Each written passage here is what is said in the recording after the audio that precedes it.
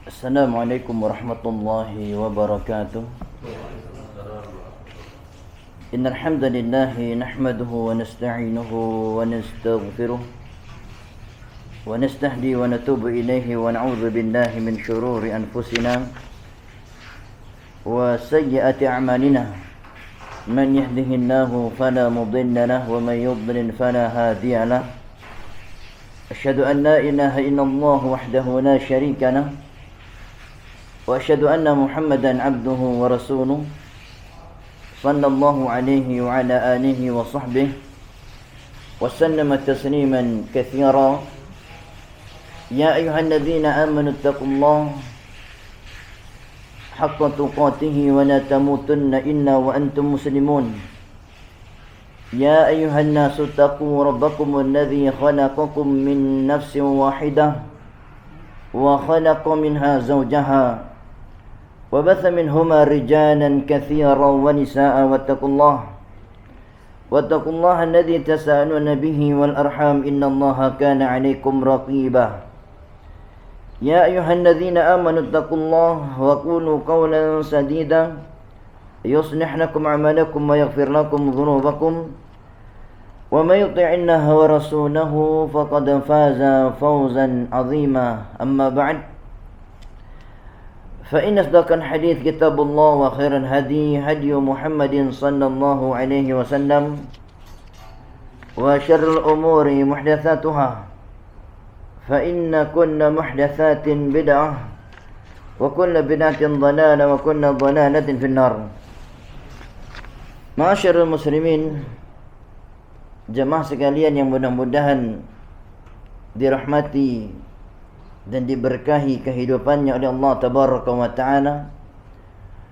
Walhamdulillah, senantiasa dan tidak bosan-bosannya kita bertahmid memuji Allah dikarenakan banyaknya nikmat karunia yang Allah tabaraka wa taala berikan kepada kita setiap harinya, terutama nikmatul iman wa nikmatul Islam, nikmat beriman kepada Allah, nikmat memeluk agama Islam, yang mana dua nikmat ini adalah nikmat yang sangat besar nilainya dan sangat mahal, sehingga cukuplah dua nikmat ini menjadikan seseorang menjadi hamba-hamba yang bersyukur kepada Allah tabaraka wa taala. Jemaah sekalian yang mudah-mudahan senantiasa dirahmati Allah tabaraka wa taala, disebutkan dalam sebuah riwayat athar sahabat tentang keutamaan orang-orang yang beriman. Dari sahabat yang mulia Abdullah bin Mas'ud radhiyallahu anhu, beliau pernah mengatakan dalam sebuah athar yang sahih, inna syaitan al-mu'min yalqa syaitan al-kafir. Sesungguhnya syaitan yang menggoda orang-orang yang beriman itu berjumpa dengan syaitan yang menggoda orang-orang kafir. Fayara syaitan al-mu'min syahiban. Maka syaitan yang menggoda orang-orang kafir melihat syaitan yang menggoda orang-orang mukmin itu dalam keadaan syahiban, yaitu dalam keadaan pucat, putih. Seperti kalau manusia itu ibaratnya yang kekurangan darah, pucat syaitannya, syahiban, memutih warnanya, memucat wajahnya. Kemudian aghbara mahzulan. Kemudian sifat yang kedua dikatakan syaitan yang menggoda orang mukmin ini kondisinya selain pucat, lusuh dan kurus kering. Lusuh dan kurus kering. Fayaqulu lahu syaitanul kafir. Maka ketika syaitan, orang-orang kafir yang menggoda orang kafir ini melihat kondisi syaitan yang menggoda orang-orang beriman, kondisinya pucat, kondisinya kurus, kondisinya lusuh, maka syaitan yang menggoda orang kafir ini bertanya, malak, malak. Maka apa yang menyebabkan dirimu? Manaka, mengapa engkau demikian? Mengapa? Ada apa denganmu? Kenapa kondisimu sangat menyedihkan? Kondisimu sangat menyedihkan. Di sini ada perbincangan, perbincangan antara syaitan yang menggoda orang kafir dengan syaitan yang menggoda orang yang beriman. Dan kisah ini dikisahkan oleh sahabat Abdullah bin Mas'ud tentang perbincangan antara dua syaitan. Hanya saja syaitan yang menggoda orang yang beriman ini pucat, lusuh dan kurus kondisinya. Maka ketika ditanyakan, ada apa denganmu, bagaimana, kenapa bisa seperti ini kondisimu? Maka syaitan yang menggoda orang mukmin itu menjawab, sesungguhnya demi Allah, aku bersamanya, aku bersama orang yang beriman tidak mendapatkan manfaat apa-apa ketika menyertainya. Tidak mendapatkan apa-apa ketika menyertainya. Dikarenakan jika orang yang beriman itu hendak makan, hendak minum, hendak tidur dan masuk ke dalam rumahnya, dia mengucapkan zakar ismallah, dia mengucapkan ismallah, mengucapkan bismillah. Dia mengucapkan bismillah. Maka syaitan, orang-orang yang menggoda orang yang kafir itu mengatakan, adapun kalau aku dapat kesempatan makan dan minum, bahkan tidur di atas kasurnya, dan kondisi syaitan yang menggoda orang kafir ini kondisinya gemuk, adapun kondisi syaitan yang menggoda orang mukmin kondisinya kurus. Itulah syaitan yang menyertai dua jenis manusia di dunia ini. Ada yang menyertai orang kafir, ada yang menyertai orang mukmin. Maka janganlah kita menjadi orang mukmin yang lalai dari mengucapkan bismillah, mengingat Allah tabaraka wa taala di setiap aktivitasnya, dikarenakan melemahkan godaan syaitan dalam menggodanya. Adapun orang-orang kafir, semakin kuat godaan syaitan kepada mereka, dikarenakan mereka lupa dengan Allah tabaraka wa taala, sehingga syaitan yang menggoda orang-orang kafir bertambah kuat, bertambah harinya. Maka pantaslah orang-orang yang kafir kepada Allah, mereka semakin hari semakin kufur kepada Allah tabaraka wa taala, dikarenakan syaitan yang menyertai mereka semakin hari pun semakin kuat dan semakin semangat menggoda mereka. Walhamdulillah, Allah jadikan kita orang-orang yang beriman, yang mudah-mudahan keimanan kita senantiasa mengingat Allah tabaraka wa taala, sehingga melemahkan godaan-godaan syaitan setiap harinya. Maka kalau hendak makan, hendak minum, hendak di perbaringannya, hendak tidur, atau melakukan aktivitas-aktivitas duniawiyah, maka hendaklah orang beriman jangan lupa membaca bismillah minimalnya, dikarenakan di dalam bismillah ada keberkahannya. Di antara keberkahannya adalah melemahkan syaitan yang menggoda dirinya. Maka bersyukurlah kepada Allah ketika kita mampu mengingat Allah tabaraka wa taala di semua kondisi, sehingga kita dijadikan hamba-hamba yang mampu mengalahkan syaitan-syaitan yang senantiasa mengajak kepada kesesatan dan penyimpangan. Dan kita masuk pada judul kajian kita pada kesempatan hari ini, yaitu mengenai tentang agama seluruh para nabi adalah agama Islam. Seluruh para nabi dan rasul seluruhnya adalah beragama Islam, atau Islam adalah agama seluruh para nabi dan rasul. Agama Islam adalah agama yang memiliki keutamaan yang sangat banyak sekali. Keutamaan yang sangat banyak pada dinul Islam. Maka siapapun yang berusaha menyelami, mengarungi keutamaan Islam, maka tidak akan pernah habisnya tentang keutamaan Islam ini. Maka ini menunjukkan kebanggaan kita semua bisa memeluk agama Islam.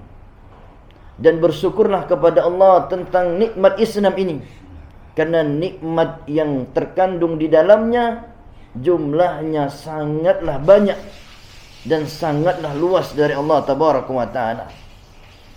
Dan juga Islam ini agama yang selain memiliki keutamaan yang luas, yang banyak, juga memiliki keindahan yang luar biasa. Sehingga tidak ada yang lebih indah daripada agama Islam.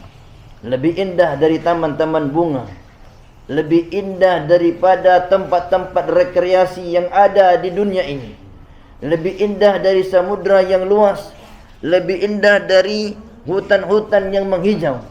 Islam itu agama yang sangat indah, dan tidaklah yang mengetahui keindahannya kecuali orang-orang yang mau mengkajinya, mendalaminya, sehingga tidak ada yang dia cintai di atas dunia ini melebihi cintanya kepada dinul Islam, agama Islam.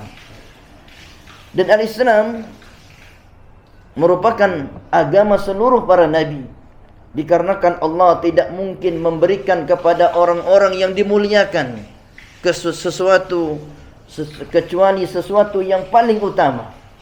Tidaklah Allah memberikan sesuatu kepada orang yang paling utama kecuali sesuatu yang paling utama pula. Begitu juga Allah tidak akan memberikan kecuali yang paling indahnya. Dan Allah telah berikan agama Islam ini kepada para nabi dan rasul, makhluk atau manusia pilihan Allah Tabaraka wa Ta'ala. Di antara dalil yang menjelaskan bahwasanya Islam ini merupakan agama seluruh para nabi dan rasul adalah sabda Rasulullah sallallahu alaihi wasallam yang diriwayatkan oleh Imam Al-Bukhari, nomor hadis 3187. 3187. Yang mana Rasulullah mengatakan wal anbiya'u ikhwatun ni'allat ummahatuhum syatta. Para nabi adalah saudara-saudara dengan ibu-ibu yang berbeda. Adalah saudara dengan ibu-ibu yang berbeda. Wa dinuhum wahidun. Dan para nabi itu, dinuhum, agama mereka adalah wahid, sama. Agama mereka sama. Jadi sebanyak itu jumlah nabi dan rasul yang disebutkan dalam sebuah riwayat, yang ada yang mensahihkan riwayat ini dan ada yang mendhaifkan, yang lebih kurang jumlahnya sekitar 124.000 para nabi dan rasul. Semua agamanya sama. Bahkan kalau ditanya apa agama Nabi Adam alaihi salam, apa agama Nabi Adam, apa agama Nabi Musa, Nabi Isa, Nabi Ibrahim alaihi salam, maka jawabnya agama mereka sama semuanya, yaitu beragama dinul Islam, beragama Islam. Mereka memeluk agama Islam, seluruhnya beragama Islam. Maka dari sini, setelah kita mengetahui sebuah riwayat yang sahih dari Nabi tentang seluruh agama para nabi itu Islam, maka penting kita mengetahui sekilas tentang makna al-Islam. Makna dari al-Islam, yang mana kebanyakan dari kita sekarang ini, atau dari keluarga kita, atau kaum muslimin, ketika ditanyakan tentang apa itu Islam, ma makna Islam, apa makna Islam, mereka menjawabnya dengan jawaban yang keliru atau tidak sesuai dengan apa yang Allah Tabaraka wa Ta'ala dan Rasulnya inginkan. Maka hendaknya seorang muslim yang mengaku beragama Islam mengetahui pengertian Islam dengan baik, sehingga dia benar-benar di atas Islam yang Allah Tabaraka wa Ta'ala inginkan. Mulai dari pengertian yang benar, barulah pemahaman yang benar, akidah yang benar, dan pengamalan yang benar sesuai dengan apa yang Allah Tabaraka wa Ta'ala dan Rasulnya inginkan tentang dinul Islam. Disebutkan oleh para ulama tentang makna Islam. Al-istisnam, makna Islam adalah al-istisnamu lillah. Seseorang memasrahkan dirinya, menyerahkan dirinya kepada Allah Subhanahu wa ta'ala. Penyerahan bitauhid, penyerahan yang disertai dengan tauhid. Peribadahan, ketundukan yang disertai dengan tauhid. Menyerahkan diri yang disertai dengan tauhid, meyakini Allah lah satu-satunya yang diibadahi, yang berhak untuk diibadahi. Yang kedua, wal inqiyadu lahu bitta'ah. Yang kedua, disertai dengan ketundukan, dengan menjalani ketaatan. Disertai dengan ketundukan, menjalani ketaatan. Yang ketiga, wal bara'atu minasyirki wa ahli. Disertai dengan berlepas diri dari segala macam kesyirikan dan pelaku-pelaku kesyirikan. Inilah makna yang paling mudah untuk kita ingat tentang makna Islam, yaitu seseorang menyerahkan dirinya kepada Allah disertai dengan tauhid, disertai dengan ketundukan, dengan menjalani ketaatan, dan disertai dengan berlepas diri dari kesyirikan dan pelaku kesyirikan. Inilah makna Islam. Dan ternyata dari makna ini, semua para nabi dan rasul menjalani makna Islam ini. Para rasul seluruhnya bertauhid. Para rasul dan nabi seluruhnya tunduk dan taat kepada Allah. Para nabi dan rasul seluruhnya mereka meninggalkan segala macam kesyirikan dan menentang pelaku kesyirikan agar mereka bertaubat darinya. Maka dari makna Islam inilah ternyata benarlah kalau dikatakan seluruh para nabi dan rasul adalah orang-orang yang beragama dengan agama yang sama, yaitu di atas agama dinul Islam, di atas dinul Islam, agama Islam. Kemudian perlu kita ketahui juga beberapa pengakuan orang-orang Yahudi, yang mana orang-orang Yahudi ini suka membuat pernyataan-pernyataan yang semaunya sendiri, atau membuat pernyataan-pernyataan yang mendukung keinginan nafsu mereka. Sampai-sampai mereka mengatakan bahwasanya Nabi Ibrahim adalah orang yang beragama Yahudi. Begitu juga orang Nasrani sering menyatakan pernyataan-pernyataan yang sesuai dengan nafsunya semata, sehingga dia menyatakan Nabi Ibrahim itu Nasrani, katanya, Nasara.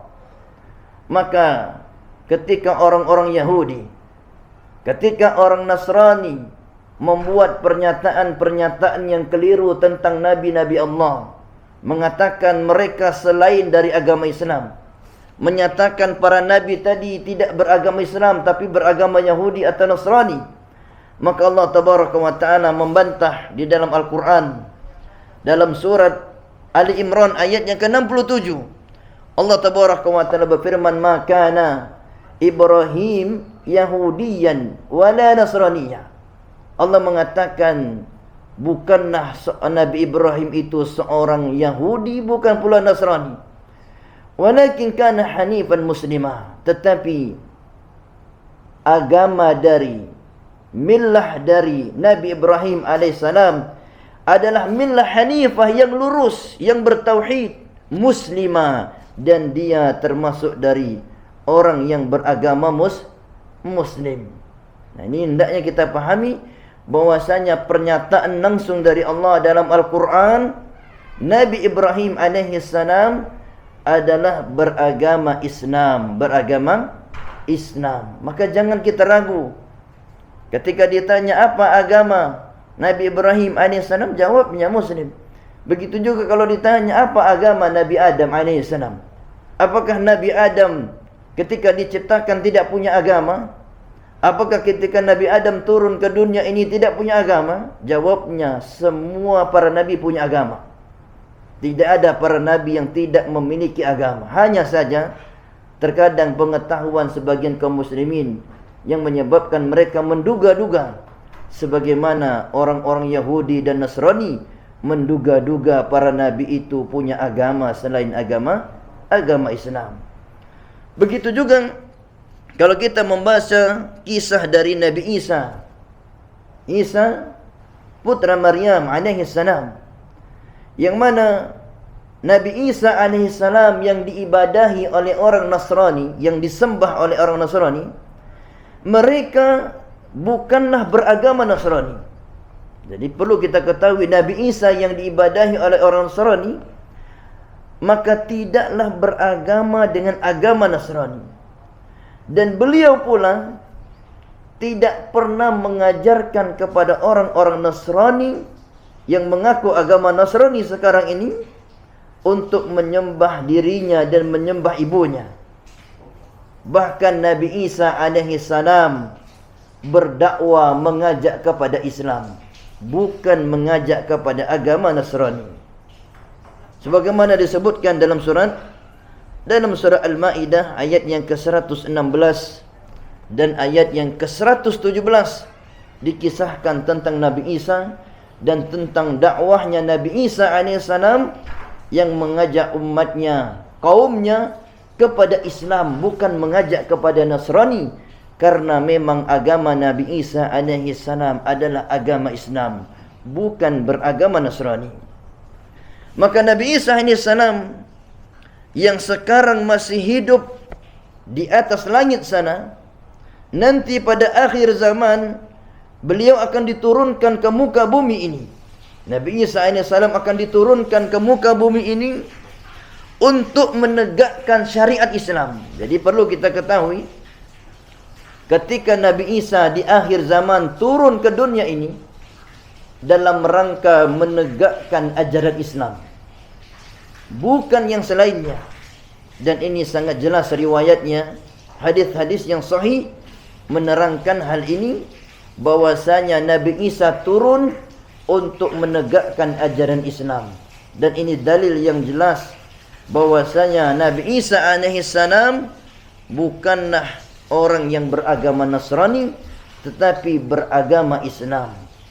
Bahkan disebutkan dalam hadis yang sahih, ketika Nabi Isa alaihissalam turun ke dunia, dan ketika itu bertepatan dengan waktu subuh, yang mana ketika Imam Mahdi dan pasukannya ingin takbiratul ihram, ingin melaksanakan salat subuh berjamaah, maka datanglah Nabi Isa alaihissalam dan diketahui oleh Imam Mahdi.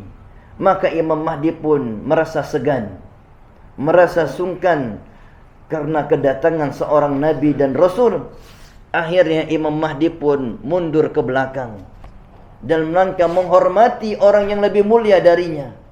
Setelah dia mundur ke belakang, ingin mempersilahkan Nabi Isa menjadi imam, mengimami kaum muslimin, maka Nabi Isa mengatakan, sesungguhnya solat ini ditegakkan untukmu, maka silahkan engkau yang menjadi imamnya. Dipersilahkan Imam Mahdi yang menjadi imamnya. Dan ini juga bukti tentang kerendahan hati seorang Nabi dan Rasul, tidak merasa lebih mulia sehingga dia yang lebih pantas daripada yang selainnya. Ini kerendahan hati Nabi Isa AS. Ini dalil tentang keislaman Nabi Isa AS. Sebelumnya tadi dalil keislaman Nabi Ibrahim AS, yang mana Nabi Isa ikut salat 5 waktu, ikut menegakkan syariatul Islam, dikarenakan memang Nabi Isa AS beragama Islam. Kemudian mengenai Nabi Musa AS, apa agama Nabi Musa?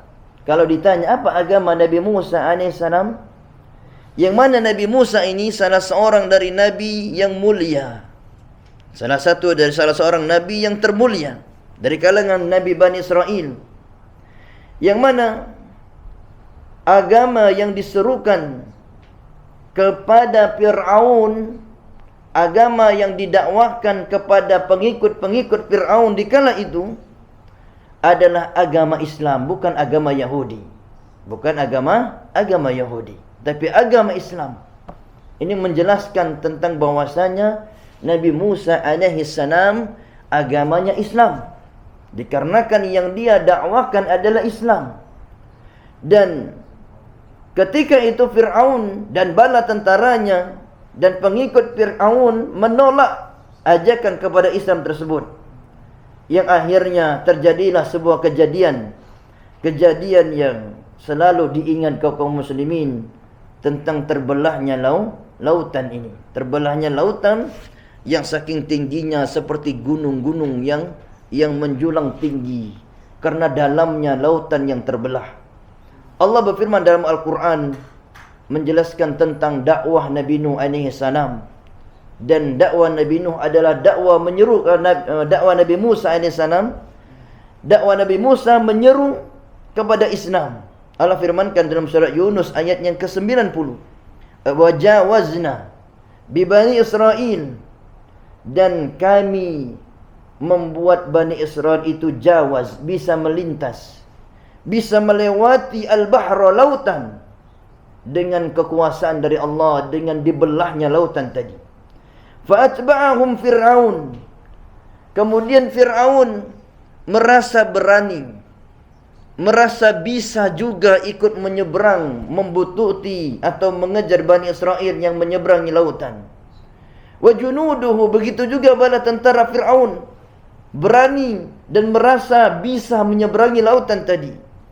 Wa junuduhu baghyan wa adwa, yang mana Fir'aun dan bala tentaranya mengejar Bani Israel yang mereka ingin bagian menganiaya wa adwa, dan ingin menindas Bani Israel. Hatta idza adrakahul gharq, maka ketika Fir'aun dan bala tentaranya menyeberang lautan, maka Allah berkehendak menenggelamkan Fir'aun dan bala tentaranya. Maka ketika lautan itu sudah menyatu dan hampir menyatu dan menenggelamkan Fir'aun dan bala tentaranya, maka di sanalah keimanan Fir'aun pun hidup. Fir'aun memiliki keimanan ketika itu, mempercayai tentang dakwah Nabi Musa AS.